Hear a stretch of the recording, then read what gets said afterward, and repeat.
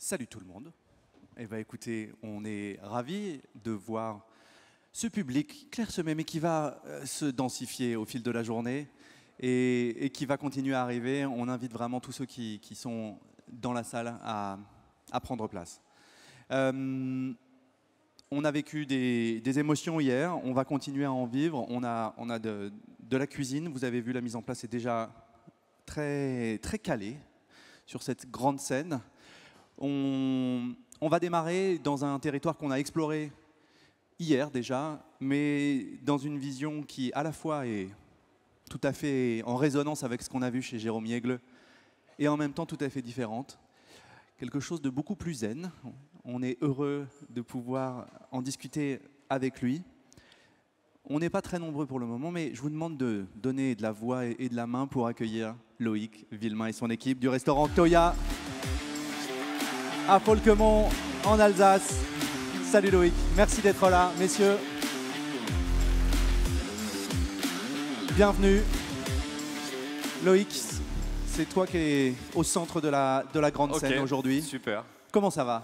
Super, on est très heureux d'être là, c'est beaucoup d'émotions parce que c'est vrai qu'Omnivore fait partie de ma vie de cuisinier. J'ai découvert beaucoup de chefs à travers les offs à Deauville, au Havre, etc. Et ça fait partie intégrante de l'histoire du restaurant aussi. Bon, bah, écoute, merci beaucoup pour ces mots. C'est évidemment un honneur aussi pour nous de t'accueillir, d'accueillir ton équipe. Est-ce que tu peux nous les présenter? Oui, bien sûr, avec plaisir. Donc, on a Etsuke qui s'occupe chez nous des cuissons, des sauces, de beaucoup de choses. Quelqu'un de très précieux comme tous les partenaires. Et également Emric qui s'occupe des garnitures, tout ce qui est côté légumes. Et Adam qui est aux entrées, garde-manger.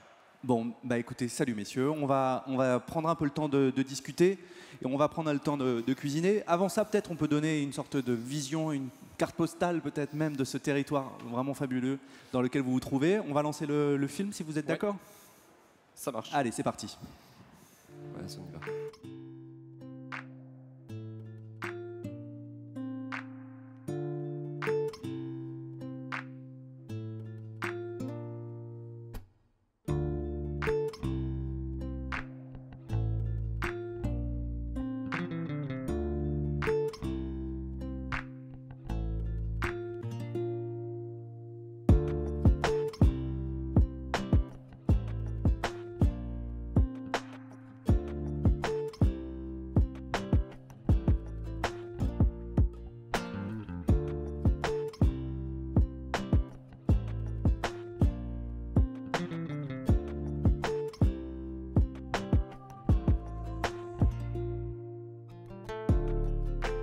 Le restaurant Toya, on est où exactement en Alsace par rapport à notre camarade Jérôme Yegle? Alors on n'est pas vraiment en Alsace, on est vraiment en Moselle, on est proche, on est vraiment deux départements assez proches.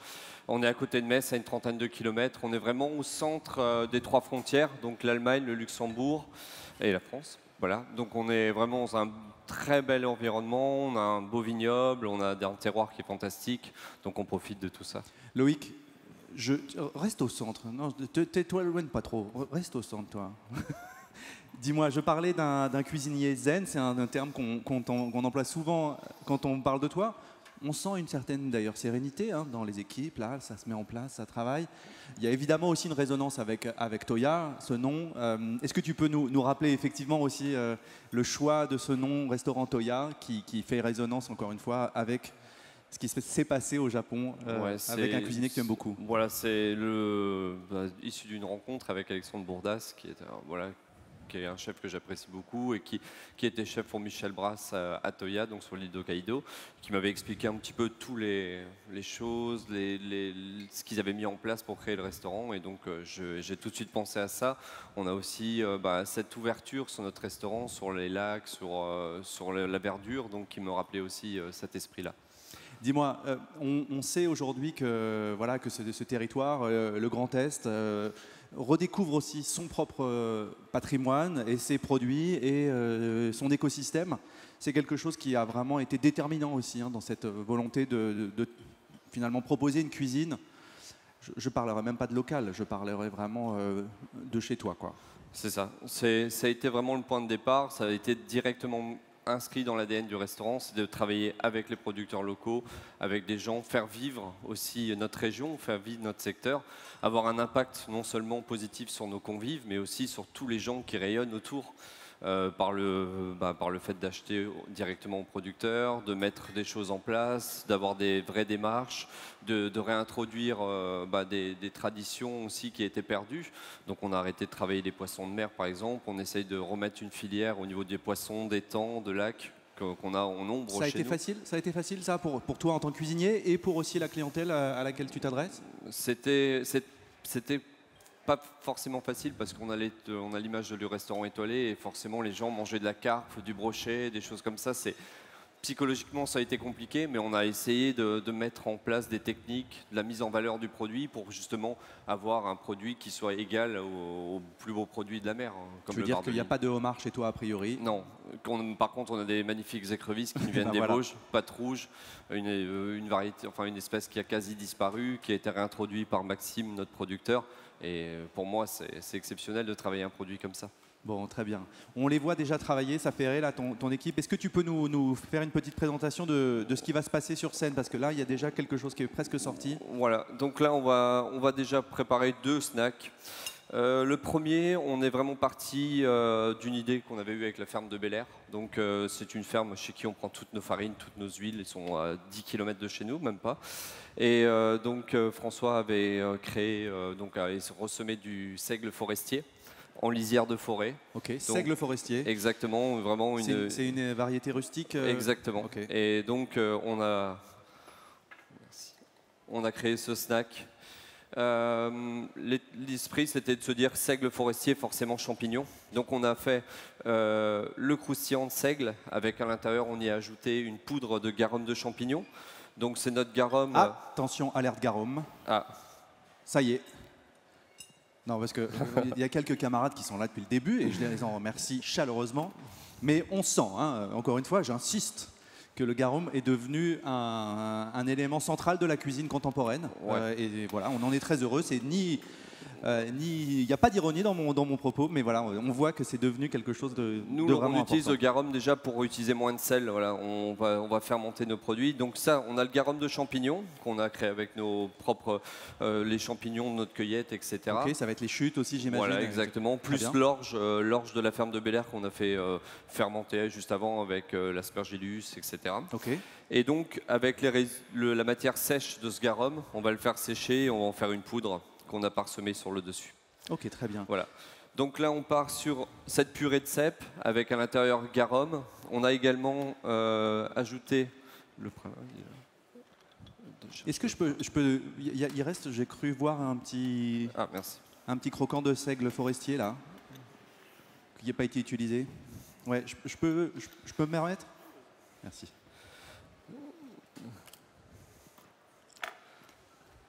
Vas-y, continue. Ouais, donc à l'intérieur, la purée de cèpe avec le garum, on y a ajouté un pralin d'ail noir, donc notre ail noir qui a été caramélisé avec quelques noisettes, juste monté avec l'huile de noisette.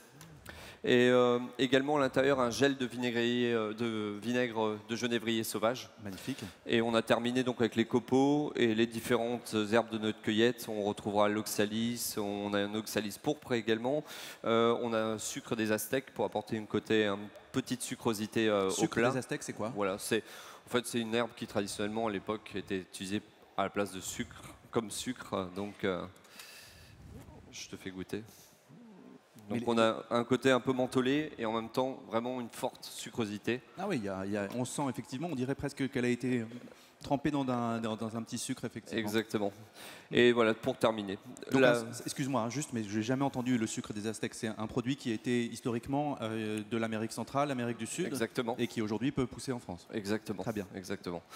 Donc on termine avec nos poudres de garum dessus, donc la matière sèche de la fermentation qui a été juste parsemée dessus.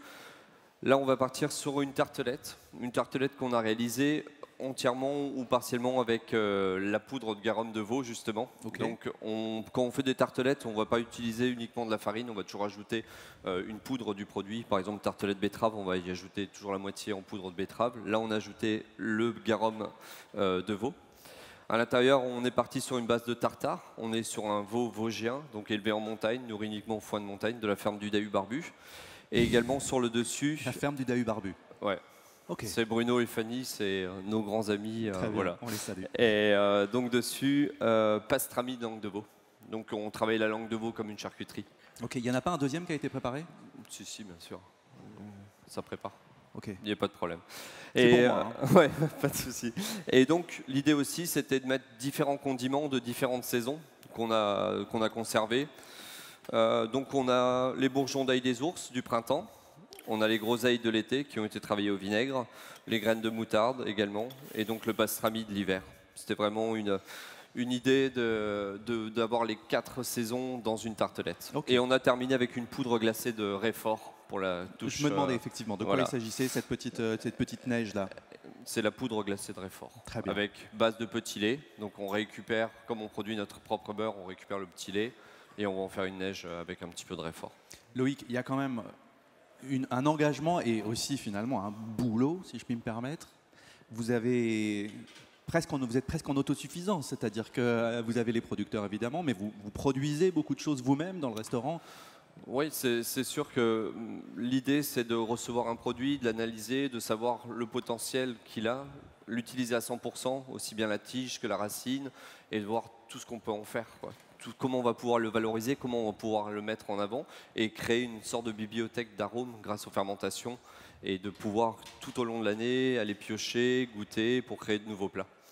Et ça, en quoi ça incarne finalement ces 2 premières bouchées? Tu as envie que ce soit vraiment le début du menu de Toya. Qu'est-ce qui, pour toi, justement, fait que c'est vraiment le point de départ idéal? Pour moi, c'est déjà l'identité au niveau du seigle. Par exemple, on a vraiment un seigle forestier, une variété vraiment rustique, quelque chose qui est ancré dans notre terroir, qui est remis en avant par la ferme de Bel-Air. Et donc le lien est fait directement, l'histoire est racontée avec le champignon, avec la cueillette, les herbes, etc. Et l'histoire de cette tartelette, c'est pareil, c'est de retrouver dans une tartelette, dans une bouchée, les 4 saisons, tous nos condiments, finalement tout ce qu'on va mettre en place tout au long de l'année. Super. Bah écoutez, voilà, hein, je pense qu'on va les déplacer. Ouais. On va les mettre sur le petit podium. Voilà, comme ça on va avoir un podium quasiment avec un menu entier de chez Toya.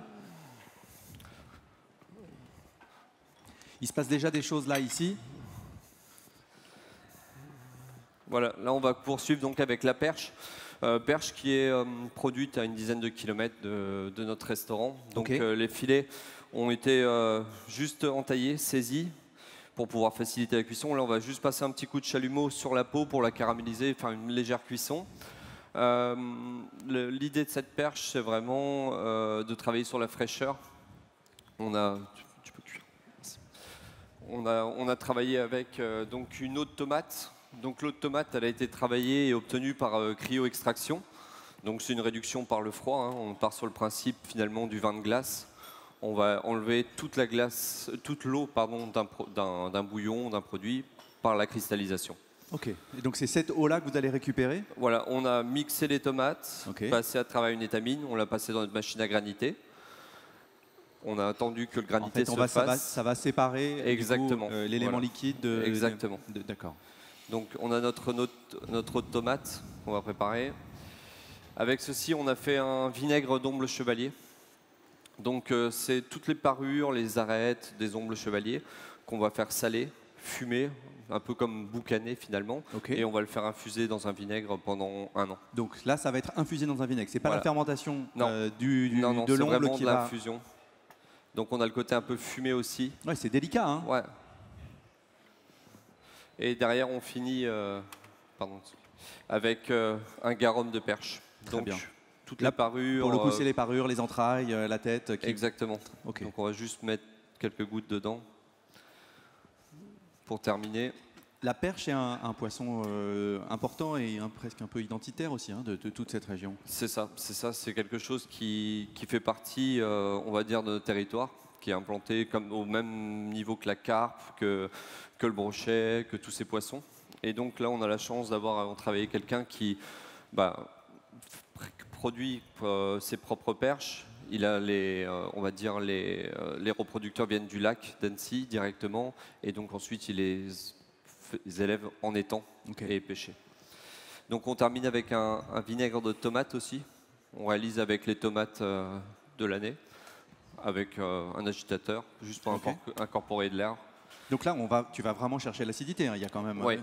Là, on va vraiment aller sur le côté très vif, acide de la tomate. Donc, il est en train de terminer. Avec ça, on a mis des tomates du jardin, tomates black cherry, qu'on a déshydratées, fumées, vraiment pour concentrer le sucre et lui apporter un petit côté un petit peu plus... C'est ça. Ouais, c'est ça. Donc là, elles vont être déshydratées, séchées, réimbibées D'abord peut-être. fumées, ensuite déshydratées, et ensuite on les sert comme ça, comme des bonbons, un petit peu. Voilà. La perche qui a été, donc les filets qui ont été caramélisés. Dessus, on a terminé avec une poudre de tomate. Et on va finir avec l'eau tout d'ailleurs. Le deuxième service de la perche, on a travaillé tous les ventres, toutes les parties un petit peu moins nobles, en rillettes, qu'on a liées avec une crème de perche. On l'a travaillé en ravioles avec à l'intérieur... Ah oui, donc là, la rillette est intégrée à l'intérieur de la feuille. Exactement, feuille de blette. Et là, on a fait un velours de perche. Donc, c'est les filets de perche qu'on a cuits en escabèche. Un velours de pêche de c'est perche. Ça. Là, ça me fait envie, ça. Enfin, tout me fait envie, mais le terme me...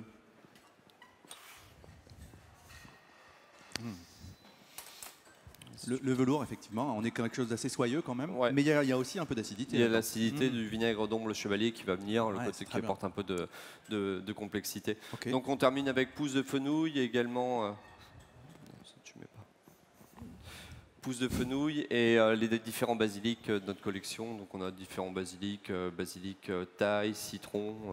Voilà. Loïc, toi tu es un peu né hein, quand même dans un restaurant. Tu as une histoire familiale.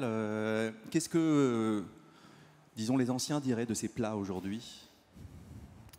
Est-ce que ça leur rappellerait des souvenirs eux-mêmes? Est-ce qu'ils seraient au contraire un peu déstabilisés par ce que tu proposes? Que, voilà, on reste des cuisiniers, même si on est sur des techniques modernes, des choses. Voilà, la fermentation, c'est quelque chose qui existe depuis la nuit des temps, et on n'a rien inventé. Et voilà. Donc pour moi, c'est des plats qui travaillent sur la fraîcheur, sur l'instant, et qui sont tout le temps en mouvement, quoi, qui évoluent sans cesse. Très bien. Merci. Donc on va juste terminer avec l'eau. Donc l'eau de tomate vinaigrée, hein, si je me... Ouais, c'est ça. Vinaigre de tomate, cryo-extraction d'eau. Et on termine avec un petit peu d'huile de basilic. Donc là, une centrifugation de basilic dans une huile neutre, probablement. Voilà, dans l'huile de pépin. Ok. Directement. Magnifique. Voilà. On apporte juste un tout petit peu de garum pour terminer, pour un peu de complexité. Voilà. Donc ça, dans un menu chez Toya, on va se retrouver avec cette assiette à quel moment, vraiment au début? On débute vraiment là-dessus, vraiment sur la fraîcheur, la chair aussi. De la perche, qui est comme un poisson qui a vraiment une texture assez incroyable, et en même temps une douceur. Et là, on va bien venir la perturber avec l'eau de tomate, l'acidité, le côté fumé des tomates. Et tu invites à le déguster comment, alors, avec ce velours? Tout simplement par les filets, et ensuite terminer sur la perche, qui a déjà un peu plus de gras, plus de mâche. Super. Quelque chose un peu plus texturé, voilà. Eh ben, très bien, on va les rapprocher de nos mises en bouche.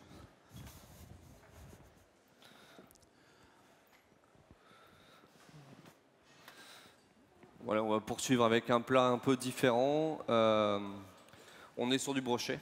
Ok. Donc on a travaillé en boudin noir. Alors, boudin noir de brochet. Ouais. On a toujours la difficulté finalement de ce travail à cause des arêtes, la structure osseuse du brochet qui est compliquée, cette forme d'encre, etc. Donc le fait de pouvoir le hacher, de le travailler en boudin va apporter vraiment quelque chose de... on va éliminer carrément ce problème d'arête finalement. Et le boudin noir de brochet, c'est quand même pas le sang du brochet qui va suffire hein, pour... on récupère quand même tout le sang du poisson parce que comme on pratique l'ikejime, ça nous permet de récupérer le sang, mais ça ne suffit pas. Excuse-moi, mais ça représente quoi en termes de quantité? C'est vraiment, on va dire, 2 cuillères à soupe grand max. Ouais. C'est très très peu ce qu'on peut récupérer. Donc on va le lier avec du sang de volaille aussi. Ok. De volaille. Ouais, de volaille. Pas de porc. Donc là on a donc un petit peu de, donc on voit le brochet qui est Ok. travaillé. Donc, là où finalement le boudin aurait eu plutôt du gras pour donner un peu de texture et de mâche, là en fait Là. c'est la chair de brochet. C'est ça, c'est Ok. ça. Donc, on va le mélanger avec différentes épices, un peu d'épices de notre cueillette, etc. qu'on fait, des poudres. Je peux? Ouais, bien sûr. Il a été légèrement Fumé. Fumé. Ouais, ouais, fumé. À Et l'instant, tiède. là À Ouais, l'instant à l'instant, ouais. Ok. Qu'est-ce qu'il y a comme épices? Parce que on rappelle On effectivement. a du carvi, du cumin dedans, fenouil sauvage également. Poudre de betterave, on a ajouté. Donc c'est les parures de betterave qu'on fait saumurer dans le vinaigre tout d'abord et après sécher. Ah, c'est trop bon. Ouais. Avec ça, donc on a une betterave qui a été déroulée, enroulée et glacée avec jus de betterave fermenté et petit lait. Donc là, on va avoir cette technique avec un filament, enfin pas un filament, plutôt une sorte de lamelle de betterave ouais, qui va ensuite être reroulée. ouais, c'est ça. Et ensuite glacé, réduction de jus de betterave et petit lait. On a cette brillance, c'est vraiment le petit lait, le gras du petit lait, et ça apporte une acidité. Comme on produit le beurre, on a une quantité assez astronomique de petit lait ouais, okay. qu'on utilise finalement pour cuire les légumes, les glacer. Attends, je suis pas sûr d'avoir. C'est avec la betterave est cuite dans le petit lait, et ensuite tu vas lui remettre une petite cuillère de ce petit lait de betterave. Voilà, c'est ça. Donc on va avoir sur le dessus. Ouais, on a une réduction. Attends, je vais t'apporter. Tu as le jus de betterave? Ah, pardon.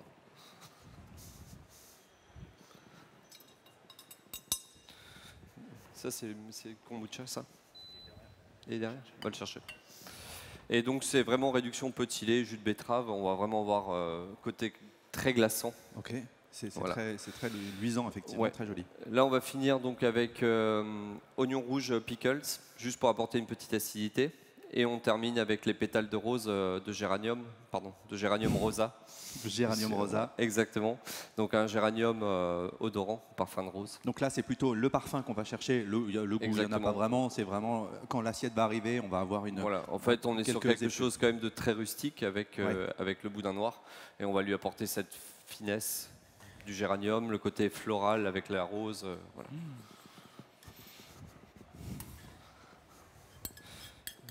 Merci. Donc là, tu vois le résultat de la réduction. Donc on a vraiment quelque chose de très sirupeux. Hein. Ouais, très sirupeux. Et c'est uniquement petit lait et jus de betterave. Ok. Ah, je ne sais pas si on le voit. Oui, effectivement. Et là, on termine avec la sauce. On est sur une base de bisque d'écrevisse avec une réduction de kombucha de géranium qu'on retrouve ici. Que vous faites ouais, bien sûr. Donc réduction de kombucha de géranium. Donc on fait infuser pétales de rose, géranium rosa dans un sirop classique et on le fait fermenter. Donc base de bisque, réduction de vin rouge, géranium en kombucha et on va terminer avec un beurre d'écrevisse dedans. Waouh, ça doit être aromatique aussi. Hein. Ouais. Donc on va juste finir avec au centre. Et tu étais tenté de le faire avec peut-être aussi, je sais pas, les arêtes du brochet ou de faire un jus de poisson, un fumé qui serait très très déglacé. Tu avais envie d'associer quand même l'écrevisse? Ouais, l'écrevisse c'est quand même important. Donc, et comme on a pas mal de. Je trouve que la bisque a ce côté un peu crémeux, plus gourmand que peut l'avoir un fumé finalement. Ouais. On va terminer juste avec une petite poudre de betterave dessus. Je sais pas combien ils ont vendu de boulaté, ceux qui ont fait ça énorme. pour les cuisiniers. Mais je pense que c'était un bon business, ça, à mon avis, de se lancer dans la boulatée. Exactement. Ils n'imaginaient pas que ça deviendrait l'ustensile numéro 1 des cuisiniers d'aujourd'hui. Et on termine avec un côté un peu plus gourmand, avec condiment de pommes brûlées. Donc ce condiment a été créé. Pommes fruits, hein. Ouais, pommes brûlées. Ouais. En fait, on avait une problématique avec les pommes du verger qui étaient soit trop acides, trop farineuses, on ne savait pas en faire. Donc on les a vraiment brûlées très très longtemps jusqu'à ce qu'ils deviennent noirs. Et au final, en mixant, on s'est rendu compte que l'acidité, tous ces côtés négatifs qui étaient un petit peu... On a entendu parler de pommes brûlées samedi. Ça vous rappelle quelque chose ou pas? Je me souviens plus qu'est-ce qui nous en avait... Non? Qui était là samedi? Pommes brûlées, pareil, un peu pour les mêmes raisons. En gros, des pommes difficiles à travailler et du coup, il y avait cette volonté finalement d'aller... Qui ça? C'était les poires brûlées. Ouais. Et c'était Guillaume Foucault, ah bah voilà. Effectivement. Lui, même problématique. Exactement. Donc, pommes brûlées et donc le jus. Et donc on vient finir avec les pétales. Là, on sent qu'il y a aussi quand même un jeu autour de la chromatique, hein, c'est-à-dire qu'on est sur des nuances plutôt de pourpre que de marron. C'est justement l'idée de sortir justement d'une couleur un peu indéterminée pour aller chercher un peu de rouge de la betterave avec ces fleurs de... C'est parce que voilà, encore une fois, on est parti sur deux éléments très rustiques, le boudin noir et la betterave, qui sont, voilà, c'est plus terreux, plus rustique que ça, c'est difficile. Et là, on vient apporter la finesse avec donc le géranium, tous ces arômes-là. Ça, c'est vraiment magnifique. Merci beaucoup. Mais je vous en prie. On peut le... Mais oui, hein, ça fait envie. Merci. Tu vois, ça les fait venir. En plus, ils sont très nombreux maintenant. On va poursuivre avec un plat qui est devenu classique au restaurant. On est parti vraiment sur l'identité des Vosges, qui sont pour nous très importantes, qui sont notre richesse, du fait des producteurs, du fait du terroir, etc. Pommes de terre du jardin, ce sont des rosabelles. Donc qu'on a cuit en croûte de sel. On a mis juste un tout petit peu de papier pour éviter que ce soit... Donc la rosabelle, la particularité... Le papier, il est systématique ou c'est seulement pour aujourd'hui? C'est juste pour pas que ce soit trop salé, justement. Attends, ça permet de vous en sortez combien des pommes comme ça? Une trentaine par service. Ok, vous êtes content de faire des pommes individuelles, des pommes de terre cuites individuellement dans une croûte de pinte et on l'a mise en place? Oui, c'est bon. Ouais, au moins, voilà, chacun, c'est spécial pour chaque client, c'est précieux, c'est un petit coffret. Et ça, il arrive sur table comme ça? Oui, exactement. Et ça va être dressé comme ça, justement, directement dans la salle? Dans la croûte. Et juste ça, on n'en fait rien quand même? Non. Non, c'est pas grave. On a le droit aussi de se dire qu'on... Et donc, en fait, on avait l'idée, comme la rosabelle, quand elle sort de terre, elle a une peau rouge. Donc, on voulait vraiment recréer cette peau rouge. Donc, on l'a travaillé avec un kombucha de brimel. Donc, c'est les myrtilles sauvages des Vosges, typiques. Donc, fermenté avec les feuilles de brimel et du thé noir. Et donc, on va la glacer pour retrouver ce côté rouge de... Voilà. Ok. Donc là, je ne sais pas si on va la voir, mais elle va être dressée dans l'assiette. Il y a cette pomme de terre qui va être vraiment glacée avec ce jus de brimel. Il y a beaucoup d'acidité ou pas là-dedans? Du fait, si tu veux, de... Non, il y a de la sucrosité parce que, presque si un peu configurée. Du fait de la réduction, finalement, on va justement réduire cette acidité et plus être sur une sucrosité. Ok, très bien. Donc on va venir encore la glacer un petit peu pour lui donner un peu plus de brillance. Loïc, à quel moment on envoie un petit godet? On peut y aller. Peut-être on peut en dire un mot. Parce qu'on s'est dit, goûter c'est bien, mais boire c'est mieux. Donc on va peut-être tu en dis un mot et puis nos camarades de l'école du CAS peuvent envoyer. L'idée aussi de faire comprendre, vous avez vu, on a parlé beaucoup de fermentation, de vinaigre, de garum. Il se passe évidemment beaucoup de choses dans les arrière-cuisines, mais vous êtes aussi... on s'est improvisé brasseur, on va dire. On a travaillé avec la brasserie Papillon, qui nous ont donné un bon coup de main. Et donc l'idée, c'était vraiment de faire une bière de cueillette, une bière vivante, une bière sauvage. Donc on est parti que sur des houblons qui viennent de Moselle. Et on y a ajouté, on va dire, 2 éléments de nos cueillettes. Les brimbelles. Donc voilà. Donc on a juste là, justement, c'est cette idée de vous faire goûter. C'est parti? C'est parti. Les brimbelles et... Ça tire à combien, ça, juste pour info, pour que nos camarades... C'est pas énorme, c'est 4,5. 4,5, bon voilà. Ça va. Il est tôt, mais pas si tôt que ça. Une bonne bière est toujours là. Et en plus, on y a ajouté les bourgeons de sapin. Donc récolte du mois de mai, brimbelle au mois de juillet. Donc on a fait mélange des deux, vraiment une identité très montagne sur le fruit pour faire ressortir le fruit. Et le lien est directement fait avec la pomme de terre parce que voilà, on est kombucha de myrtille, la myrtille, le sapin. Et là, on va terminer le plat avec la sauce. Eh ben vas-y, terminé. Je mets ça ici comme ça. Donc la sauce, on est parti sur... On est parti sur jus de pommes de terre fermentées. Donc c'est les pommes de terre, les petites, etc. qu'on passe à la centrifugeuse. On enlève tout ce qui est amidon et on fait juste 2% de sel fermenté. Petit lait toujours parce que c'est important. Vous en avez beaucoup. On en a beaucoup. Et beurre de foin. Donc notre beurre qui est infusé avec le foin de montagne de la ferme du Dahu Barbu aussi. Et on termine bien sûr avec le Münster fumé. pour apporter la Mais gourmandise. bien sûr, il était temps qu'on en parle. Voilà. Sur le dessus, feuilles croustillantes d'oignons caramélisés. Ok. Voilà. On va terminer avec. Attends, excuse-moi, c'est juste en fait, un. C'est juste purée d'oignons Ok. avec un tout petit peu de maïzena, enfin de fécule de maïs pour pas donner de marque, et de sucre glace dedans. D'accord. Et donc on finit juste avec quelques fleurs séchées dessus. Et on termine avec la sauce, bien sûr.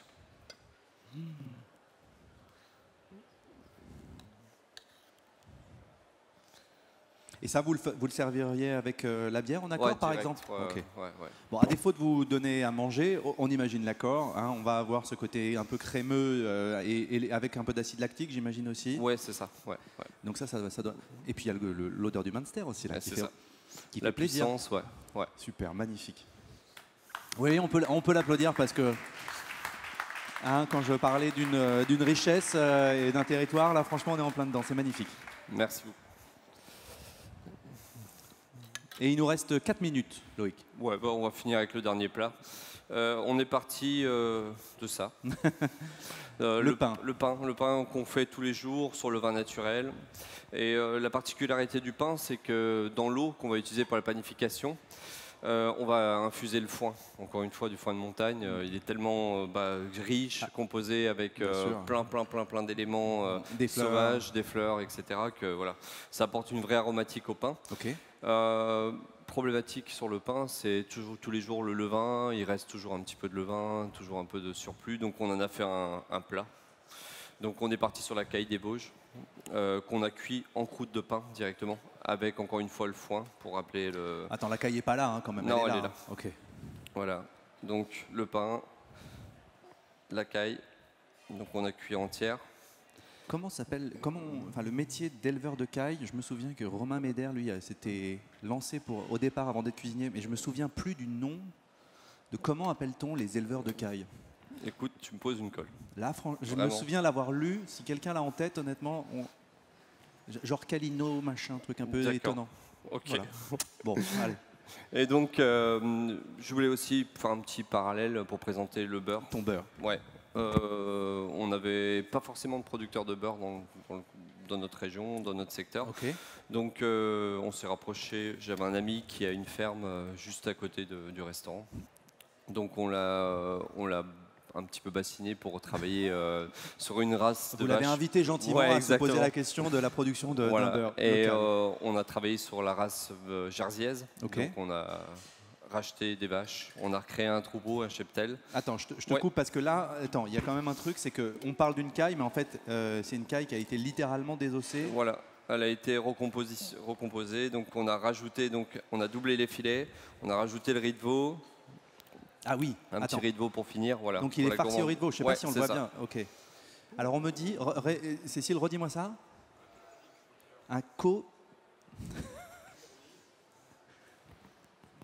Un coturniculteur. Voilà, pas un calinoculteur, mais un coturniculteur, un éleveur de cailles. Voilà. Merci. Donc lui, sauf qu'il élève des cailles, mais il élève pas des cailles farcies au riz de veau, a priori. Ah, non. Ok.